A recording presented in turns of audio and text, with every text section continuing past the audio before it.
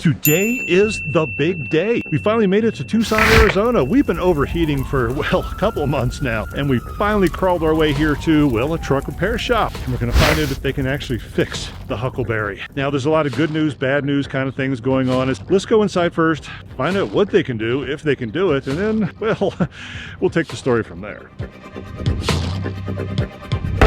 Hey, how you doing? I called last week. We have a school bus that's overheating, and you all said to bring it in today. Oh, okay, cool. So what else do you need from me? A signature and an email if I can. Probably should get you a key, right? Oh, yeah. That would be helpful. Be right back.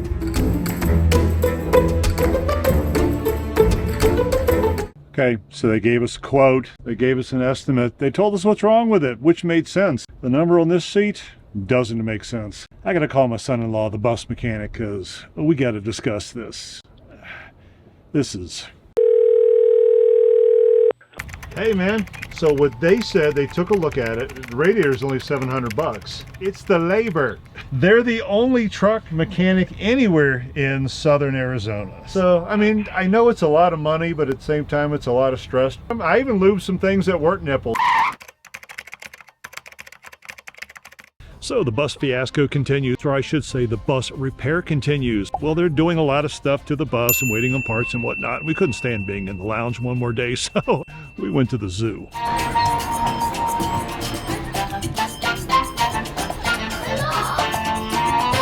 Oh, hell no. Is a giant spider really necessary? Oh, crap, and it moves too.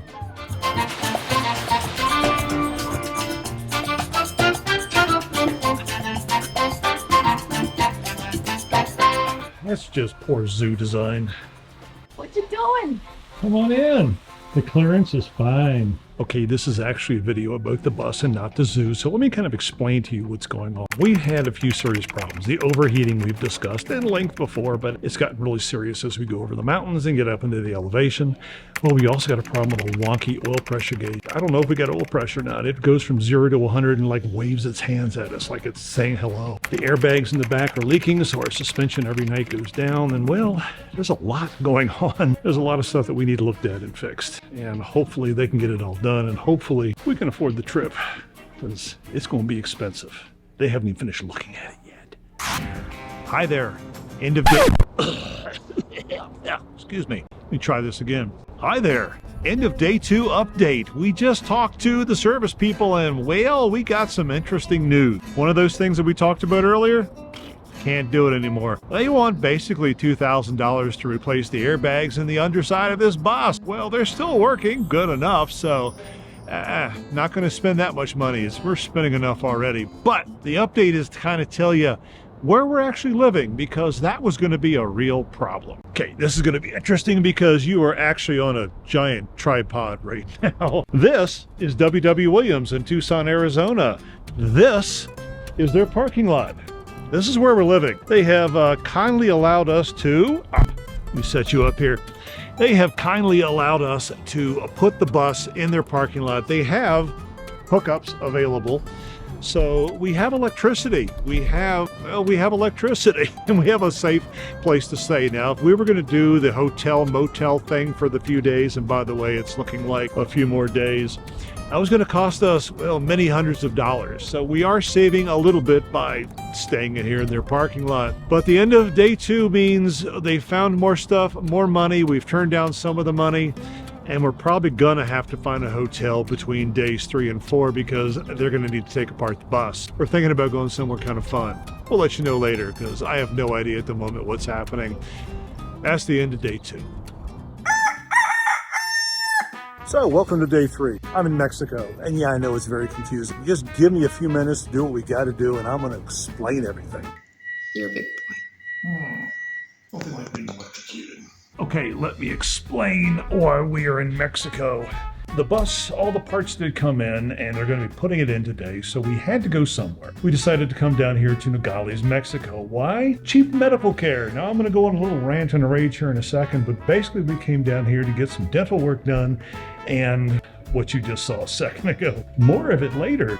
Lots of skincare, and you're not going to believe the prices. But first, let me show you exactly how bad this hurt.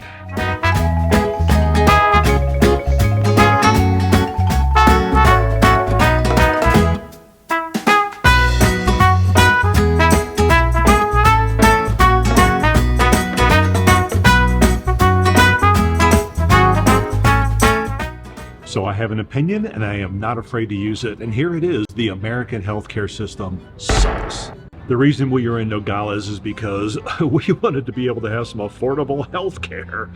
We needed to go to the dentist. Now, I had a full panoramic x-rays, dental examination, a cleaning up in Miami. That would have run me close to $300. Here, I don't know if you can see it, it costs $65. And I know, but Rick, you're saying, what kind of health care can you get in Mexico? Well, better than you can up there. You walk into the dentist office, it looks like a real dentist office because it is. They have the best equipment. They're fully qualified dentists, certified. I mean, it's incredible. We also, as you just saw, I went to a dermatologist. I had a lot of things that needed to be popped off my face. A lot of, well, bad choices I've made in the sun. That whole thing cost me $150 to see a dermatologist on the same day that I walked in.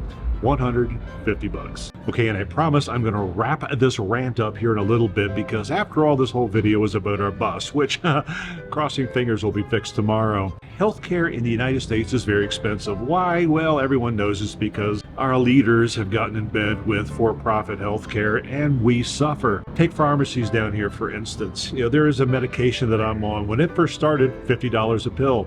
Went down to $10 a pill. Oh, yay, how cheap it is. It's only $1 here. Why? Same pill? Because Congress. So it's really a shame that you have to leave the country to go get decent health care. And we've done this all over, you know, England, Spain, all throughout Europe, down in Central America, here in Mexico. The health care is excellent. And it's really sad that you got to go fly, drive, cross a border just to get something that you can afford. Thanks, American politics, health care. Okay, back to the real story because I'm going to get worked up. Day 4, and we are coming to the end of the saga. Well, almost the end. There's a little asterisk we got to discuss in a minute. We are back from Mexico here in Tucson, and we have the bus, obviously, because we're sitting in it. I want to give you a little recap of the turmoil that we've been through the past few days, a recap of the cost. Dear God, I'm still whimpering from that. We had 3 things that went wrong. One, we decided not to do because it was really damn expensive. We had the oil pressure sensor replaced, the thing that was making our gauge just go completely wonky crazy, and we never knew if we actually had oil or not. The radiator was the big one. As you know, if you've been following this for any length of time, we have been having a lot of overheating issues in this bus. Always have. But once we get out here in the altitude in the mountains, it became really critical. We have bigger mountains yet to climb, and we barely made it over the last few. We replaced the radiator. What they said was there was clogs in it. And the top and the bottom were basically, well, they weren't flowing the same rate. So they say it's fixed. Tomorrow we find out.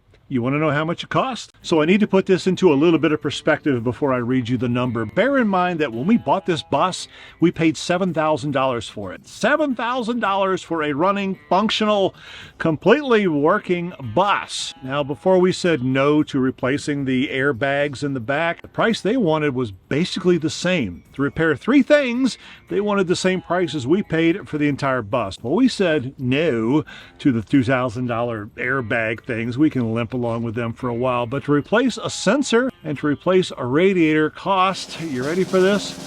$4,500. Now, I know that may not seem like a whole lot of money to some people and might sound like a car payment to some people in Miami, but bear in mind also that if you look at our monthly budget for what it costs for diesel and what we pay for camping and food and everything else that we use, we spend less than that per month. The entire price of fixing 2 things on this little bus is more than 1 month's budget to actually live in it. So it was a big hit. It was a scary big hit.